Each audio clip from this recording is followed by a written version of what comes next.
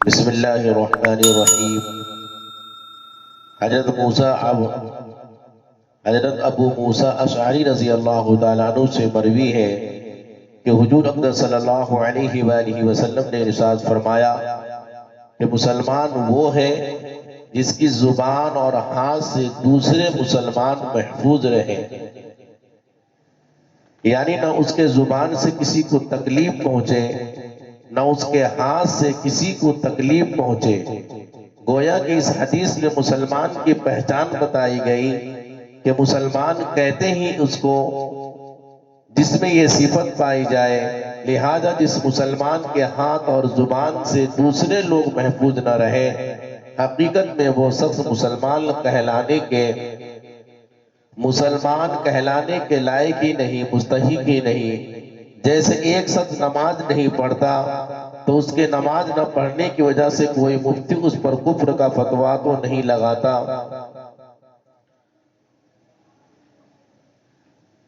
تو نہیں لگائیں گے یہ سب چونکہ نماز نہیں پڑھتا لہذا یہ کافر ہو گیا، لیکن حقیقت میں وہ مسلمان کہلانے کا مستحق نہیں، اس لیے کہ وہ اللہ کے بتائے ہوئے سب سے اہم فریضے کو انجام نہیں دے رہا ہے۔ اسی طرح جس شخص کے ہاتھ اور زبان سے لوگوں کو تکلیف پہنچے، اس پر بھی اگرچہ مفتی کفر کا فتویٰ نہیں لگائے گا، لیکن وہ حقیقت میں مسلمان کہلانے کے مستحق نہیں، اس لیے کہ وہ مسلمان والا کام نہیں کر رہا ہے۔ یہ اس حدیث کا مطلب ہے۔ میرے عزیزوں، اسلام کے 5 شعبے ہیں: عقائد، عبادات،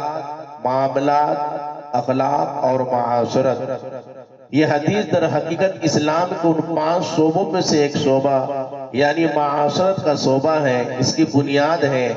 معاشرت کا مطلب یہ ہے کہ اس دنیا میں کوئی بھی انسان تنہا نہیں رہتا اور نہ ہی تنہا رہنے کا حکم دیا گیا ہے۔ جب وہ دنیا میں رہتا ہے تو اس کو کسی نہ کسی سے واسطہ پڑتا ہے، گھر والوں سے واسطہ، دوستوں سے واسطہ، پڑوسیوں سے،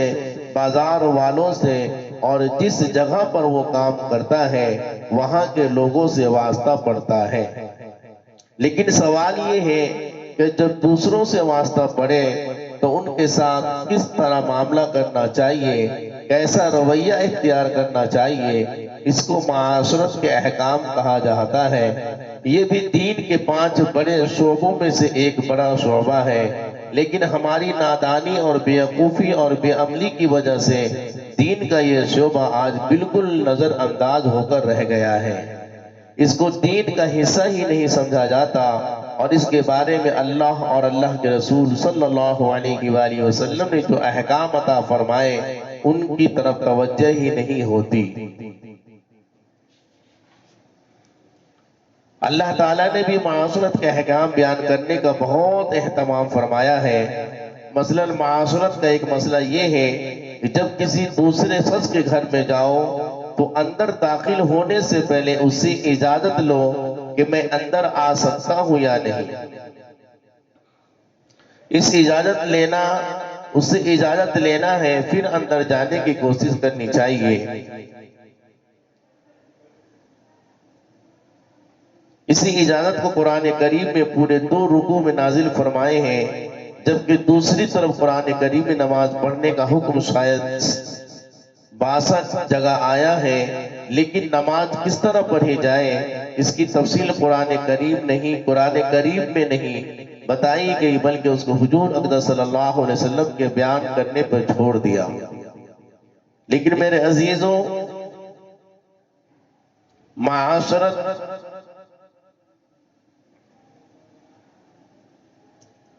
کا بہت بڑا حصہ قرآن کی تفصیل میں خود بیان فرمایا ہے، حضور اقدس صلی اللہ علیہ وسلم کے بیان کرنے پہ نہیں چھوڑا۔ اس کے علاوہ قرآن کریم میں ایک سورہ ہے، ایک بہت بڑا حصہ قرآن کریم کے اندر سورہ کے اندر معاشرتی احکام کے بیان پر مشتمل ہے۔ لہذا ایک طرف تو معاشرتی احکام کی اہمیت ہے، لیکن دوسرے طرف ہمارے روزمرہ کی زندگی میں ہم نے ان احکام پر عمل کو چھوڑ رکھا ہے اور ان احکام کا خیال نہیں کرتے۔ اللہ تعالیٰ نے حکیم الامت حضرت مولانا اشرف علی صاحب تھانوی رحمۃ اللہ علیہ سے اس دور میں دین کا جو کام لیا، دین کے وہ ابواب جو لوگوں نے بالکل بھلا رکھا تھا اور دین سے ان کو خارجی کر دیا تھا، آپ نے ان کی اہمیت بتائی اور اس کے بارے میں لوگوں کو احکام بتائے اور اپنی خانقاہوں میں اس کی عملی تربیت کا اہتمام فرمایا۔ عام طور پر لوگ یہ سمجھتے ہیں کہ خانقاہ اس کو کہتے ہیں جس میں حجروں کے اندر بیٹھ کر لوگ اللہ اللہ کر رہے ہوں، اپنے ذکر و تسبیح اور عبادات میں مشغول ہوں، اس کے آگے کچھ نہ ہو۔ لیکن حضرت تھانوی رحمۃ اللہ علیہ نے اپنے خانقاہ میں ذکر و تسبیح نوافل میں اتنا زور نہیں دیا جتنا آپ نے معاشرت کے اس مسئلے پہ زور دیا کہ اپنی ذات سے کسی دوسرے انسان کو تکلیف نہ پہنچے۔ حضرت تھانوی رحمۃ اللہ علیہ فرمایا کرتے تھے کہ جو لوگ اپنے اصلاح کے لیے آتے ہیں، اگر ان میں سے کسی کے بارے میں مجھے یہ خبر ملتی ہے کہ جو معمولات اس کو بتائے گئے تھے وہ ان میں کوتاہی کرتا ہے، مثلا 10 تسبیح کے بجائے وہ 5 تسبیحات پڑھتا ہے، تو اس خبر سے مجھے رنج تو ہوتا ہے، اس کو ایک طریقہ بتایا گیا تھا، اس نے اس پر کیوں عمل نہیں کیا؟ لیکن جب کسی کے بارے مجھے یہ خبر ملتی ہے کہ اس نے معاشرت کے احکام میں سے کسی حکم کی خلاف ورزی کی ہے، اس نے اپنی ذات سے دوسرے مسلمان کو تکلیف پہنچائی، تو مجھے اس شخص سے نفرت ہو جاتی ہے۔ اسی طرح تھانوی رحمۃ اللہ علیہ کے ایک مشہور جملہ ہے، وہ یہ کہ اگر تمہیں صوفی بننا ہے یا عابد زاہد بننا ہے تو اس مقصد کے لیے بہت ساری خانقاہیں کھلی ہیں، وہاں چلے جاؤ۔ اگر انسان بننا ہے تو یہاں آ جاؤ، اس لیے یہاں تو انسان بنایا جاتا ہے، مسلمان بننا، عالم بننا اور صوفی بننا تو بات کی بات ہے۔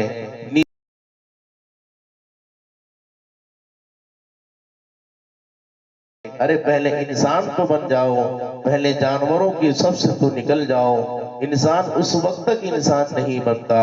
جب تک کہ اس کو اسلامی معاشرت کے آداب نہ آتے ہو اور ان پر عمل نہ کرتا ہو۔ جانوروں کی 3 قسمیں امام غزالی رحمۃ اللہ علیہ نے لکھا ہے کہ اللہ تعالیٰ نے دنیا میں 3 قسم کے جانور پیدا فرمائے ہیں۔ جانوروں کی ایک قسم وہ ہے جو لوگوں کو فائدہ پہنچاتی ہے، کبھی ان سے نقصان پہنچا ہو، مثلا گائے بکری وغیرہ ہے۔ یہ جانور ایسے ہیں جو دودھ کے ذریعے تمہیں فائدہ پہنچاتے ہیں، جب دودھ دینا بند کر دے گی تو پھر تم جو ہے اس کا گوشت کھا لو گے۔ اسی طرح تمہیں فائدہ پہنچانے کے لیے اپنی جان دے دے گی، اور یہ جانور نقصان نہیں پہنچاتے۔ جانوروں کی دوسری قسم وہ ہے جو تکلیف ہی پہنچاتے ہیں، ان کا فائدہ کچھ نہیں نظر آتا، مثلا سانپ، بچھو، درندے وغیرہ، یہ سب تکلیف دینے والے جانور ہیں، جب کسی انسان سے ملیں گے تو اس کو تکلیف دیں گے، ڈنک ماریں گے۔ جانوروں کی تیسری قسم وہ ہے جو نہ تکلیف دیتے ہیں اور نہ ہی فائدہ پہنچاتے ہیں، جیسے جنگل میں رہنے والے جانور، لومڑی، گیدڑ وغیرہ، نہ ان سے انسان سے کوئی خاص فائدہ پہنچتا ہے اور نہ کوئی خاص نقصان پہنچتا ہے۔ جانوروں کی 3 قسموں کو بیان کرنے کے بعد امام غزالی رحمۃ اللہ علیہ نے انسان سے مخاطب ہو کر فرماتے ہیں، اے انسان، تو اشرف المخلوقات ہے، سارے حیوانات پر تجھے فضیلت دی گئی ہے، تو اگر انسان نہیں بنتا بلکہ جانور بننا چاہتا ہے تو کم از کم پہلے قسم کا جانور بن جا جو دوسروں کو فائدہ تو پہنچاتے ہیں، نقصان نہیں پہنچاتے، جیسے گائے بکری وغیرہ۔ اگر تو اس سے بھی نیچے آنا چاہتا ہے تو تیسری قسم کا جانور بن جا، جو نہ نقصان پہنچاتے ہیں نہ فائدہ پہنچاتے ہیں۔ اگر تو نے دوسروں کو فائدہ کے بجائے نقصان پہنچانا شروع کر دیا تو پھر سانپ، بچھو اور درندوں کی قسم میں داخل ہو جائے گا۔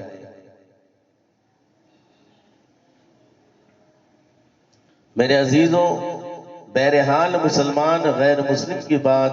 بات کی ہے، عالم اور غیر عالم، عابد اور غیر عابد کی بات تو بہت بات کی ہے۔ پہلا مسئلہ یہ ہے کہ انسان بن جائے، اور انسان بننے کے لیے ضروری یہ ہے کہ وہ اسلامی معاشرت کو اختیار کرے اور اس کی ذات سے کسی دوسرے کو ادنا تکلیف نہ پہنچے، اس کے ہاتھ سے نہ اس کے زبان سے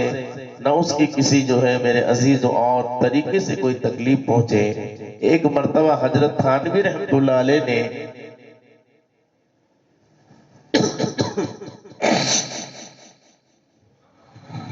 لوگوں سے تواضع سے فرمایا کہ پکے اور 100% پورے انسان تو ہم بھی نہیں بن سکے، لیکن الحمدللہ انسانوں کو دیکھ لیا ہے کہ انسان کیسا ہوتا ہے۔ کوئی بیل آ کر ہمیں دھوکہ نہیں دے سکتا کہ میں انسان ہوں، لہٰذا اگر کبھی انسان بننا چاہو گے تو انشاءاللہ انسان ہی بنیں گے، اور انسان کے دھوکے میں بیل نہیں بنیں گے۔ دوسروں کو تکلیف سے بچا لو۔ میرے عزیزو، نوافل مستحبات، ذکر و اذکار، تسبیحات کا معاملہ یہ ہے، اگر کرو گے تو انشاءاللہ آخرت میں اس کا ثواب ملے گا، اور اگر نہیں کرو گے تو آخرت میں پکڑ نہیں ہوگی کہ فلاں نفل کیوں نہیں پڑھی، ذکر و اذکار کیوں نہیں کیا۔ البتہ یہ سب فضیلت والے کام ہیں، ضرور کرنے چاہیے، اور کرنے پر آخرت میں ثواب ملے گا، لیکن نہ کرنے پر گرفت نہیں ہوگی، کیونکہ یہ سب نفل ہے۔ دوسری طرح اگر تمہاری ذات سے دوسروں کو تکلیف پہنچ گئی تو یہ گناہ کبیرہ ہو گیا، بڑا گناہ ہو گیا۔ اب اس کی آخرت میں پکڑ ہو جائے گی کہ ایسا کام کیوں کیا تھا۔ یہی وجہ ہے کہ اگر کسی وقت نوافل اور اسلام کے معاشرتی احکام میں یا تو نوافل پڑھ لو، یا اس معاشرتی حکم پر عمل کرتے ہوئے دوسروں کو تکلیف سے بچا لو، تو اس صورت میں شریعت کا حکم یہ ہے کہ نوافل کو چھوڑ دو اور اس معاشرتی حکم پر عمل کرو۔ دیکھیے، مردوں کو مسجد میں جماعت کے ساتھ فجر نماز پڑھنے کی سخت تاکید فرمائی گئی ہے۔ یہاں تک کہ ایک حدیث میں حضور اقدس صلی اللہ علیہ وآلہ وسلم نے فرمایا، میرا دل چاہتا ہے کہ کسی دن ایسا کروں کہ جب جماعت کا وقت آ جائے تو کسی کو امام بنا کر خود باہر جاؤں اور گھروں میں جا کر دیکھوں کہ کون کون لوگ مسجد میں نہیں آتے بلکہ گھر میں بیٹھے رہیں، پھر ان کے گھروں کو آگ لگا دوں، اس لیے کہ وہ لوگ اللہ تعالیٰ کے اس فرض میں کوتاہی کر رہے ہیں۔ اس سے پتہ چلا کہ جماعت سے نماز پڑھنے کی تاکید کتنی بڑی ہے۔ چنانچہ بعد علماء نے جماعت سے نماز پڑھنے کو سنت موقدہ فرمایا ہے، لیکن دوسرے بعض علماء نے جماعت سے نماز پڑھنے کو واجب قرار دیا ہے، اور جماعت سے نماز ادا کرنا کامل ہے اور تنہا ادا کرنا ناقص ہے۔ چنانچہ حضور اقدس صلی اللہ علیہ وآلہ وسلم نے اپنے عمل سے اس کی تاکید اور اہمیت کا اس طرح اظہار فرمایا کہ مرض وفات میں جب آپ کے لیے چلنا مشکل تھا تو حضرت صدیق رضی اللہ تعالیٰ عنہ کو آپ نے امام بنا دیا تھا۔ اس وقت بھی آپ نے 2 آدمیوں کے سہارا لے کر جماعت سے نماز پڑھنے کے لیے مسجد میں تشریف لائے۔ اس سے جماعت سے نماز پڑھنے کی سخت تاکید معلوم ہوتی ہے۔ ایسے شخص کے لیے مسجد میں آنا جائز نہیں، لیکن یاد رکھو دوسرے طرف علماء کرام کا اس پر اتفاق ہے کہ اگر کوئی شخص کسی ایسی بیماری میں مبتلا ہو جو لوگوں کے لیے گھن اور نفرت کا باعث ہوتی ہے، جس کی وجہ سے بدبو آتی ہو، ایسے شخص کو مسجد میں جا کر جماعت سے نماز پڑھنا جائز نہیں۔ اور صرف یہ نہیں کہ جماعت سے نماز پڑھنے کا حکم اس سے ثابت ہو گیا، بلکہ جماعت سے نماز پڑھنا جائز ہی نہیں۔ اگر جماعت سے نماز پڑھے گا تو گناہ گار ہوگا، اس لیے اگر وہ مسجد میں جماعت سے نماز پڑھے گا تو اس کے پاس کھڑے رہنے والوں کو تکلیف ہوگی، اور اس کی جو بیماریوں کی وجہ سے جو بیماری ہے اسے بدبو آئے گی، تکلیف ہوگی۔ دیکھیے، جماعت جیسی اہم عبادت کو صرف لوگوں کو تکلیف سے بچانے کے لیے جو ہے اس سے چھڑا دیا گیا۔ اس سے پتہ چلا کہ میرے عزیز یہ معاشرت کی جو ہے کتنی بڑی جو ہے اہمیت ہے کہ ہماری وجہ سے کسی کو تکلیف نہ ہو۔ حجر اسود کی فضیلت اور اہمیت کون مسلمان نہیں جانتا؟ فرمایا گیا جو حجر اسود کو بوسہ دینا ایسا ہے جیسا میرے عزیزو جو ہے اللہ کے دربار میں یہ بھی عبادت ہے۔ حجر اسود کو بوسہ دینا انسان کے گناہوں کو جھاڑ دیتا ہے، ختم کر دیتا ہے، وہ گناہوں کو چوس لیتا ہے، اور خود حضور اقدس صلی اللہ علیہ وآلہ وسلم نے حجر اسود کا بوسہ دیا، صحابہ کرام رضی اللہ تعالی عنہم نے دیا، یہ اس کی فضیلت کی بات ہے۔ لیکن دوسری طرف یہ فرمایا اگر حجر اسود کو بوسہ دینے کے لیے کوئی دھکا دینا پڑتا ہے، اس کے نتیجے میں دوسروں کو تکلیف پہنچ جانے کا اندیشہ ہو، تو اس وقت حجر اسود کا بوسہ دینا جائز نہیں بلکہ گناہ ہے کہ آپ کی وجہ سے کسی کو تکلیف نہ پہنچے۔ آپ دیکھتے جائیں کہ شریعت اس بات کا کتنا اہتمام کرتی ہے کہ دوسروں کو اپنی ذات سے ادنا برابر بھی تکلیف پہنچنے سے بچایا جائے۔ جب اتنی اہم چیزوں کو صرف اس لیے چھڑایا جا رہا ہے کہ اپنی ذات سے دوسروں کو تکلیف نہ پہنچے، تو پھر نوافل اور مستحبات کے ذریعے دوسروں کو تکلیف پہنچانا کہاں سے جائز ہوگا؟ مثلا میرے عزیزو، قرآن پاک کی تلاوت قرآن کریم ایک عبادت ہے،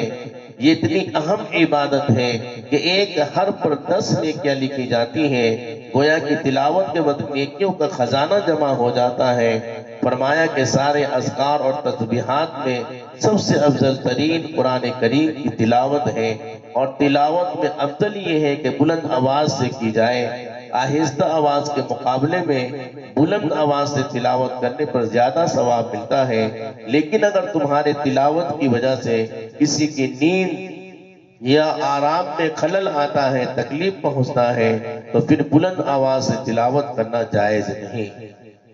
کہ قرآن کریم کی تلاوت کتنا بڑا اجر نیکی ہے، لیکن اگر کسی کو تکلیف ہوتی ہے تو وہاں بھی قرآن کریم کی تلاوت کو آہستہ پڑھنے کو کہا گیا ہے۔ حضور کریم نبی کریم صلی اللہ علیہ وآلہ وسلم تہجد کی نماز کے لیے اٹھتے تو ساری عمر کبھی تہجد کی نماز نہیں چھوڑی۔ اللہ اور اللہ کے رسول صلی اللہ علیہ وسلم نے ہم پر آسانی فرماتے ہوئے تہجد کی نماز واجب نہیں فرمائی، لیکن حضور اقدس صلی اللہ علیہ وسلم پر تہجد کی نماز واجب تھی۔ آپ نے کبھی تہجد کی نماز قضا نہیں فرمائی، لیکن حدیث شریف میں آتا ہے کہ جب آپ تہجد کی نماز کے لیے اٹھتے تھے تو آہستہ سے اٹھتے اور آہستہ سے دروازہ کھولتے کہ کہیں میرے اس عمل کی وجہ سے میرے گھر والوں کی آنکھ نہ کھل جائے اور ان کی نیند خراب نہ ہو جائے۔ سارا قرآن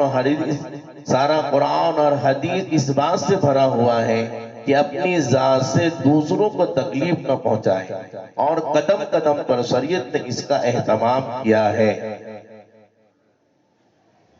لوگوں کو ایسی جگہ پہ نماز پڑھنے کے لیے کھڑا ہونا جو لوگوں کے گزرنے کی جگہ ہے، جائز نہیں۔ بعض لوگ اس کا بالکل خیال نہیں کرتے، پوری مسجد خالی پڑی ہے مگر پچھلی صف میں نہ جا کر نماز کے لیے کھڑے ہو جاتے ہیں اور نیت باندھ لیتے ہیں۔ اس کا نتیجہ یہ ہوتا ہے کہ گزرنے والا یا تو اس کے پیچھے سے لمبا چکر کاٹ کر جائے، یا نمازی کے سامنے سے گزرنے کے گناہ کا بیچارہ وہ گنہگار بن جائے۔ اس طریقے سے نماز پڑھنا جائز نہیں بلکہ گناہ ہے۔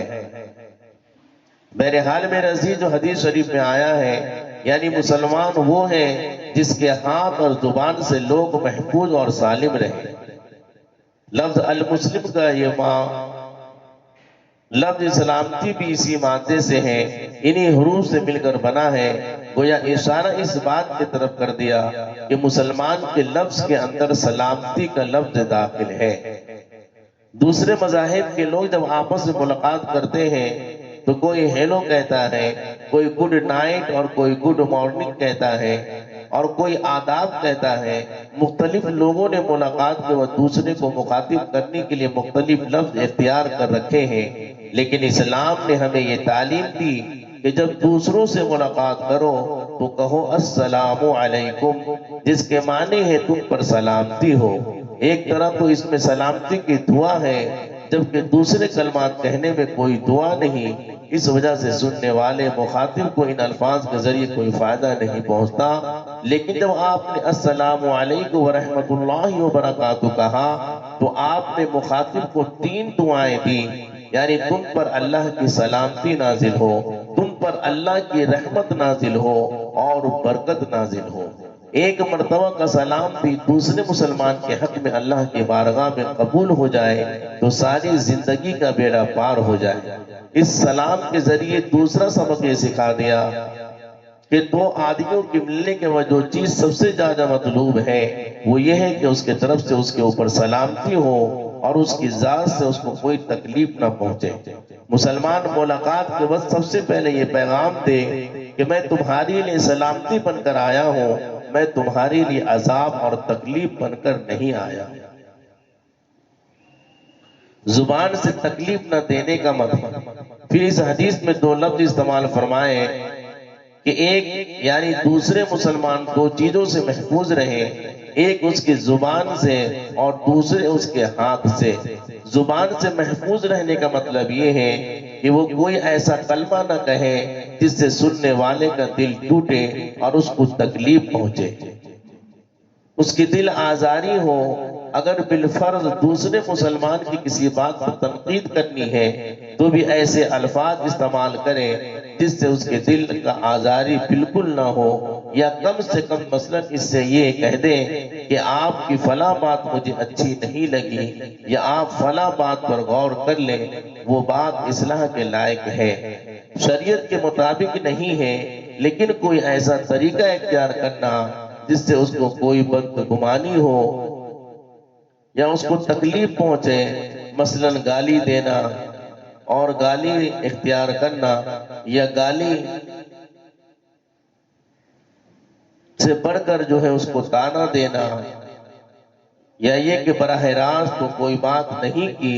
لیکن لپیٹ کر بات کہہ دی، یہ تانا دینا ایسی چیز ہے جو دلوں میں زخم ڈال دیتا ہے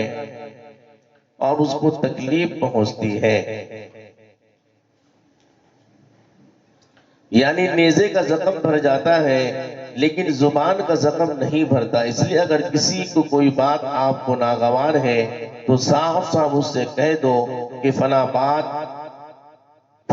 آپ کی مجھے پسند نہیں آیا. قرآن کریم نے ارشاد فرمایا یا ایھا الذین آمنوا اتقوا اللہ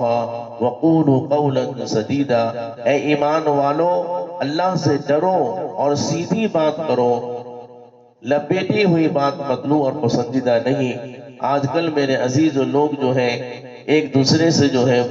جب بات کرتے ہیں تو گھما پھرا کر اور جو ہے بنا بنا کر بات کرتے ہیں اور سوچتے کہ میں تو بہت ہوشیار ہوں. یہ ایسی بات کی جائے کہ دوسرا سچ سن کر دل ملائے ہی جائے اور اس کو تکلیف پہنچے. براہ راست اس سے بات نہیں کی گئی بلکہ لپیٹ کر کہہ دی. ایسی باتیں کرنے والوں کو لوگ خوب تعریف بھی کرتے ہیں، یہ شخص تو بڑا زبردست ہے اور بہت عقل مند ہے، بڑا لطیف مذاق کرنے والا ہے. میرے عزیزو یہ بھی میرے عزیزو غلط ہے. ایک شخص نے سیف الہند حضرت مولانا محمود الحسن صاحب رحمۃ اللہ علیہ کہ کسی کتاب کے جواب میں لکھا، اس کتاب میں جو کسی کتاب کے جواب میں اس نے لکھا کہ حضرت سیف الہند رحمۃ اللہ علیہ پر کفر کا فتویٰ لگا دیا. نعوذ باللہ. حضرت والا کے ایک مخلص معتقد تھے،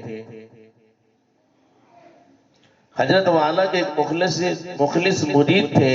انہوں نے اس کا جواب میں فارسی میں 2 اشعار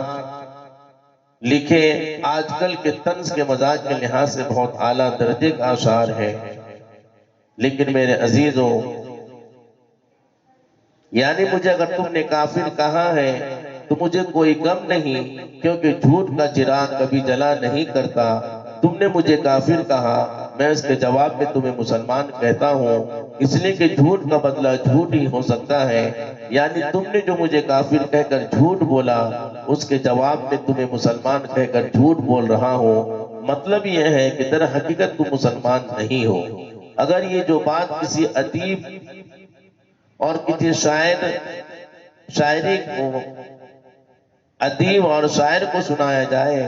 تو اس پر خوب داد دے گا اور اس کو پسند کرے گا، اس لیے کہ چبھتا ہوا جواب ہے، اس لیے کہ دوسرے شاعر کے پہلے مصرے میں یہ کہہ دیا کہ میں تمہیں مسلمان کہتا ہوں، لیکن دوسرے مصرے نے اس کی بات کو بالکل الٹ دیا، یعنی جھوٹ کا بدلہ تو جھوٹ ہی ہوتا ہے، تم نے مجھے کافر کہہ کر جھوٹ بولا، میں تمہیں مسلمان کہہ کر جھوٹ بولتا ہوں۔ بہرحال یہ اشعار لکھ کر جب حضرت کے مرید تھے وہ حضرت والا کی خدمت میں لائے تو حضرت شیخ الہند رحمۃ اللہ علیہ نے جب یہ اشعار سنے تو فرمایا کہ تم نے اشعار تو بڑے غضب کے کہے اور بڑا چبھتا ہوا جواب دے دیا، لیکن میاں تم نے لپیٹ کر اس کو کافر کہہ دیا، یہ ہمارا طریقہ نہیں، یہ اللہ والوں کا طریقہ نہیں، مسلمانوں کا طریقہ نہیں، دوسروں کو کافر کہیں، چنانچہ آپ نے وہ اشعار نہیں بھیجے۔ پھر حضرت والا نے خود ان اشعار کی اصلاح فرمائی، یعنی اگر تم نے مجھے کافر کہا ہے تو مجھے اس کا کوئی غم نہیں، اس لیے کہ جھوٹ کا چراغ جلا نہیں کرتا، میں اس کے جواب میں تمہیں مسلمان کہتا ہوں، اور کڑوا اور کڑوی دوا کے مقابلے میں تمہیں شکر کھلاتا ہوں، اگر تم مومن ہو تو بہت اچھا، اگر نہیں ہو تو پھر جھوٹ کی جزا جھوٹ ہی ہوتی ہے۔ اب دیکھیے وہ مخالف دشمن جو آپ پر کفر کا فتویٰ لگا رہا ہے، جہنمی ہونے کا فتویٰ لگا رہا ہے، اس کے خلاف بھی حضرت نے جو ہے طنز کسنا اور میرے عزیز اس کو جو ہے برا بھلا کہنا پسند نہیں فرمایا،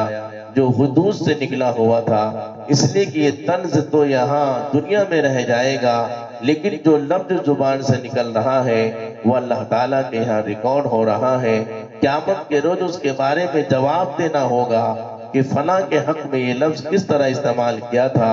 لہٰذا طنز کا یہ طریقہ جو حدود سے نکل جائے کسی طرح بھی پسندیدہ نہیں۔ لہٰذا جب کسی سے کوئی بات کہنی ہو تو صاف اور سیدھی بات کہہ دینی چاہیے، میرے عزیز ادھر ادھر گھما کر اور کسی کو میرے عزیز جو ہنسانے کے لیے خوش کرنے کے لیے الٹی سیدھی بات کرنا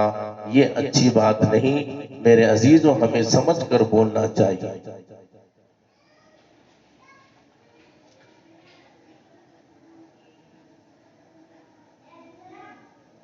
میرے والد حضرت تقی عثمانی صاحب فرماتے ہیں کہ میرے والد حضرت مولانا مفتی شفیع صاحب رحمۃ اللہ علیہ فرمایا کرتے تھے کہ بعض لوگوں کی زبان میں ڈنک ہوتا ہے، چنانچہ ایسے لوگ جب بھی کسی سے بات کریں گے تو ڈنک ماریں گے، تانا اور طنز کی بات کریں گے یا کسی پر اعتراض کی بات کریں گے، حالانکہ اس انداز سے بات کرنے سے دل میں میرے عزیزوں گرہ ہے پڑ جاتی ہے۔ پھر ایک قصہ سنایا، ایک صاحب کسی عزیز کے گھر میں گئے تو دیکھا کہ ان کی بہو بہت غصے میں ہے، زبان سے اپنی ساس کو برا بھلا کہہ رہی تھی، ساس کے پاس بیٹھی ہوئی تھی، ان صاحب نے اس کی ساس سے پوچھا کیا بات ہو گئی، اتنا غصہ اس کو کیوں آ رہا ہے؟ جواب میں ساس نے کہا بات کچھ بھی نہیں تھی، میں نے صرف 2 بول بولے تھے، اس کی وجہ سے میں پکڑی گئی اور اس کے نتیجے میں یہ ناچی ناچی پھر رہی ہے اور غصہ کر رہی ہے۔ ان صاحب نے پوچھا کہ وہ 2 بول کیا تھے؟ ساس نے کہا کہ میں نے تو صرف یہ کہا تھا کہ باپ تیرا غلام اور ماں تیری لونڈی ہے، بس اس کے بعد یہ ناچی ناچی پھر رہی ہے۔ اب دیکھیے وہ صرف 2 بول تھے، لیکن ایسے 2 بول تھے جو انسان کے اندر آگ لگانے والے تھے، لہذا تانا کا انداز گھروں کو برباد کرنے والا ہے، دلوں میں بغض اور نفرتیں پیدا کرنے والا ہے، اس سے بچنا چاہیے اور ہمیشہ صاف اور سیدھی بات کہنی چاہیے جس کی وجہ سے کسی کو تکلیف نہ ہو۔ میرے عزیزو جب بولے تو پہلے سوچو اور پھر بولو، زبان کو استعمال کرنے سے پہلے ذرا سوچ لیا کرو کہ جو بات میں کہنے جا رہا ہوں اس کا نتیجہ کیا ہوگا، دوسرے پر اس کا کیا اثر پڑے گا، یہ سوچ لیا کرو۔ جو بات میں دوسروں سے کہنے جا رہا ہوں اگر دوسرا شخص مجھ سے یہ بات کہتا تو اس کا مجھ پر کیا اثر ہوتا، مجھے اچھا لگتا یا برا لگتا۔ حضور اکرم صلی اللہ علیہ وآلہ وسلم نے ہمیں یہ تعلیم دی ہے اور یہ اصول بتایا ہے، یعنی دوسرے کے لیے وہی بات پسند کرو جو اپنے لیے پسند کرتے ہو، اور جو یہ ہم نے 2 پیمانے بنا رکھے ہیں اپنے لیے الگ پسند کرنا اور دوسروں کے لیے الگ پسند کرنا، نبی کریم صلی اللہ علیہ وسلم نے اس کا خاتمہ فرما دیا۔ اگر یہ ترازو اللہ تعالی ہمارے دلوں میں پیدا فرما دے تو پھر یہ سارے جھگڑے اور فساد ختم ہو جائے۔